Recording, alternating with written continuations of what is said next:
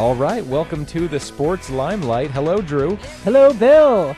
This is our very first show for either of us, first ever podcast. That is correct. Delighted to be here. Thank you, Drew, for making the drive in. Hey, my pleasure. I flew in today and my arms are really tired. Oh, man. If we had a kooky sound effect, we'd play it right here. Woo! Slide whistle.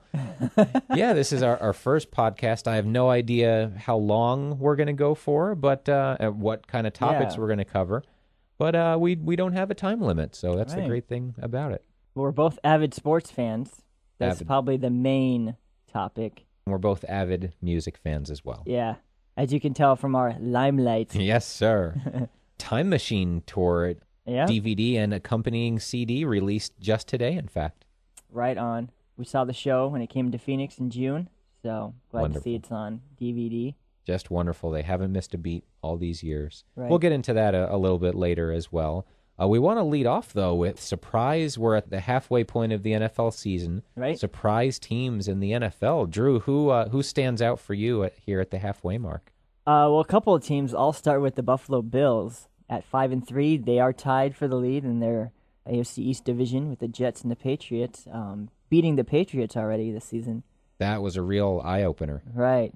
But I knew coming in, I was talking to you earlier this week about the importance of the Jets game this last Sunday at home. But, we couldn't pull it through, but we're still tied, so there's still hope for next half of the season. The season is still ahead of them. It's like hitting the reset button. Right. 8 games to go. They're all tied. Yeah. Cincinnati Bengals, another surprise out of nowhere. Would you believe they have the best record in the AFC right now? Detroit Lions, although they've sort of fallen off a little bit in recent weeks. Yeah, they started strong. They started really quick with, what's his name? Calvin Johnson, the Transformer. What's his name? Yeah, one of those nicknames. Optimus Prime or something like that, yeah. He's a great wide receiver, and he's a human being. Right. And maybe the biggest surprise of all, San Francisco 49ers. Right. 6-1. 7-1 now. 7-1 heading into a big showdown with the New York Giants at home this weekend for kind of early positioning for that the other bye week. Yeah.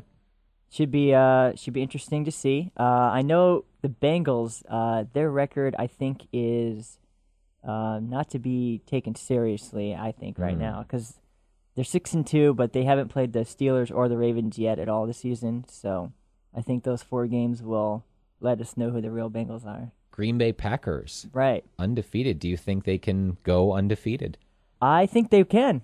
They got the best quarterback in the league with Aaron Rodgers, who is probably the leading candidate for MVP. What's his rating? 125? Yeah, he's in the mid-120s. The next highest, I think, is Drew Brees at 100. Yeah. Not even close. Yeah. I would give honorable mention to Eli Manning as the second candidate for MVP. Yeah. But it's not even close. Right. Rodgers is the guy right now. Well, hey, I mean, you got Eli winning against the Patriots last week, so. What a game. Another game that reminds me of why I'm a Giants fan. You know, it was easily the most satisfying win since that Super Bowl. Mm-hmm. And the eerie similarities of the game, of course. The Giants scored their go-ahead touchdown with about as much time remaining. Mm-hmm. Both games started off slow. This one was 0-0 at the half. I think the Super Bowl might have been 7-3. Yeah. But then, just a flurry of offense in the second half. Right. And, especially in the late fourth quarter. Going back and forth. And, of course, a miraculous catch by a Giant wearing, as you said earlier, number 85. Mm-hmm. This time, Jake Ballard. Right. So it was just a satisfying win, and it taught me also to not be afraid of injuries. Right. Ahmad Bradshaw, Hakeem Nicks, David Boss were all out for that game. And so other than Eli Manning, Giants, one of the most banged-up teams. Right. I'm not going to fear injuries anymore with this team. Now, and do you think that the Patriots are struggling on offense more than the Giants were as good on defense, or? I would love to have access to the coach's tape, the All-22 video. Right. I want to give the Giants the credit for having a scheme, just like in the Super Bowl, that just sort of neutralizes what the Patriots do best, whether it's, I read Greg Easterbrook's Tuesday morning quarterback today, and he talks about how the Giants' success in the Super Bowl was being able to get pressure just with the front four. Right. So they can drop 7 back in coverage and take away maybe the crossing routes, the underneath stuff that they'll kill you with Welker all day. Right. But who knows? They might have flustered Brady a lot as well, just with the pass rush. Right. Yeah, I didn't see the game, but great stuff. Now, we talked about the Packers going undefeated. Yes. Do you think they can do it? I think they can. I think they want to as well. I think. Do they? Yeah. That's what I wonder. After the Patriots a few years ago, do they want the pressure of being undefeated going into the playoffs? Yeah. Plus, I'm kind of tired of the 72 Dolphins cheering every time somebody loses, or the last team to lose. I wonder why they're so seemingly insecure. One of my favorite quotes is from Shakespeare: "The lady doth protest too much, methinks." And Methinks as well. Yeah, yes, both of us thinks. And it sort of, to me, means that, why are they so insecure? If they were secure with their place in history, why do they have to go around, be seen toasting all the time when the last undefeated team loses? I have a theory that the 72 Dolphins, they're not as highly regarded in history, for whatever reason, as dynasties like the 80s 49ers or the 70s Steelers. Or the 90s Cowboys. 90s Cowboys, 60s Packers. So maybe that's sort of where it stems from. They just don't feel like they get the historical recognition. So now that we're in a new decade, it seems we've had a clear dynasty each decade that the NFL has been here. So yeah, who's going to step up? Who's going to be the next one? Packers are the first team to win this decade. So they've got the head start. They've got a young quarterback still. They've got all the makings. They have, kind of homegrown depth, not relying on free agency or older patchwork sort of players. So is there anyone other than the Packers who you could see challenging that? Well, I think Ben Roethlisberger, I don't know, the Steelers, is he still pretty, he's not young, but he's got to be early 30s, I would say. Okay, so he's got a few more years left to make a run. And the Steelers have that head start where if they win one more, you can kind of lump them all together. They won 05, 08. Right. If their next one is within the next few years, you can kind of say, we'll take those 6 or 7 years together, and that was a dynasty. Yeah. I don't know who else. Maybe the Bengals. Hey. We'll see how they are the last half of the season here, but they're a young team. So with Dalton and AJ Green, who are becoming quite a tandem there. Yeah. QB wide receiver, I mean. A couple of nice draft picks. That's the way it's done. That's the way a great team is built. Right. You've got to have multiple strong drafts, and you can't just, the Redskins kind of show us the way not to do it. But since the Dan Snyder ownership began. Yeah, when was that? When did he start?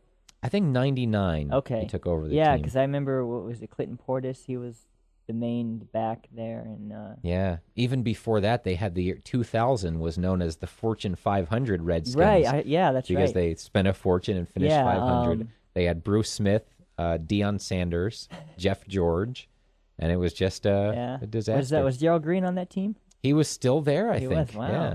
That definitely wasn't his fault. We love Darryl Green. Yeah, fastest guy in the history of the NFL. That's right. I wouldn't argue with that. He, what was that quote?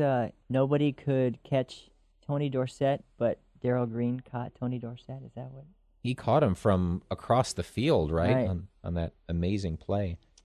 How would you rank the top 5 greatest teams of all time? Yeah, while we're on there, number 1. How about number 5? Let's go from the bottom. No, I'm having a hard enough time figuring out. I want to say the 85 Bears. I hesitate because I never saw them play. For one thing, I was 4 years old. Right.